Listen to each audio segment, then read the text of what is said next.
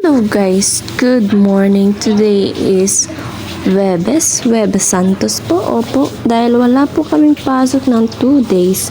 So, ito ay nagalinis lang po kami.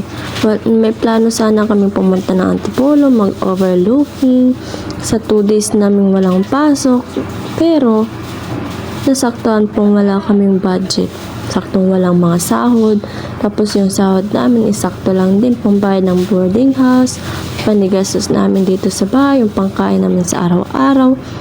Yun po, wala po kaming lakad, wala po kami gusto namin mag-swimming, mag-overnight ng saan-saan. Kaso hindi po namin nagawa. May plano kami, yung plano namin matagal, hindi natuloy. Ito yung nagawa namin ng Webes Santo. Opo, Webes Santo, naglinis kami ng boarding house. Ganyan, linis ng electric fan, linis ng mga gamit, mga ganyan. Yan lang yung aming ginagawa talaga. Kasi ayan, nag-grocery, nagpa-laundry kami ng ilang araw naming yung mga kutsin lang namin, yung kutsin, wala naman kaming kama. So, basta yung yung ginagamit na yung pangtulo, yung mga ponda, pinalaundry na lang namin kasi hindi po namin talaga kayang labhan dito lang kasi nahirapan kami magsampa, magpatuyo. Wala kaming gagamitin sa gabi kaya nagpa-laundry na lang kami. Magkano lang naman yun. Ambag-ambag na lang kami. So, yun. Wala talaga kami nagawa. Ganito lang kami sa araw. Tulog-tulog lang, kain lang. Tapos, ayun lang. Linis-linis lang talaga. Wala kaming ibang magawa. Wala kasi kaming masyadong budget. Yung araw-araw namin na ulam, ganun lang. Tuyo, kung ano lang yung mura, yun lang yung kaya namin. So, ayun, pagkatapos po namin lahat-lahat, maglinis ang bahay, magluto, nagpunta po kami ng BGC. Today is Webes pa rin to. Itong araw na to, pumunta kami ng BGC ng gabi. Opo, yun? Nagtambay lang po kami, kadali lang, oo. Mabilisan lang, tambay lang sa BGC, na picture lang, lang doon, nagtingin-tingin lang kung madaming tao. Ang dami kasi bawal kami magmanok. Syempre, hindi pala, bawal magkarne ngayon. Pero kahit naman sa araw-araw, hindi naman talaga kami nagkakarne. Ayan na. So, oo. Ano po yun? Hindi pala January, April na pala.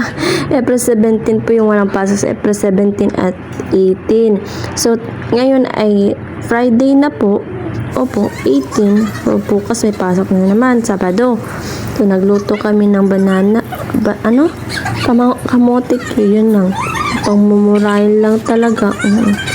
Paminsan lang na yan. Opo, so yun, nagluto po kami ng pansit, ng escabeche, pang ilang araw naming ulam. Escabeche namin, tipid-tipid lang talaga kasi wala na po kaming pangpili ng aming pang araw-araw na kakainin. Opo. Yan, asayawan natin para maging masarap. Pero hindi talaga ako nagluto, nagisa lang po talaga ako. Nagluto po yun si Josie Pamela. There for the go. Oo, syempre. Ang bilis talaga ng araw pag nasa bahay ka lang talaga. Oo. Tulog, kain lang. Tapos ang bilis ng oras pag nasa bahay lang. Pero kung lumalakad ka talaga, may pasyal kayo, may lakad kayo doon sa kung saan man kayo pupunta. Ang tagal ng araw. Oo. Dito kasi pag nasa bahay ka lang, titignan mo yung oras, ang bilis. Ganito, gabi na agad. Yung natulog ka ng maaga, tas gigising ka ng alas 9 na, alas 10. Ganyan kami pag wala kami mga pasok.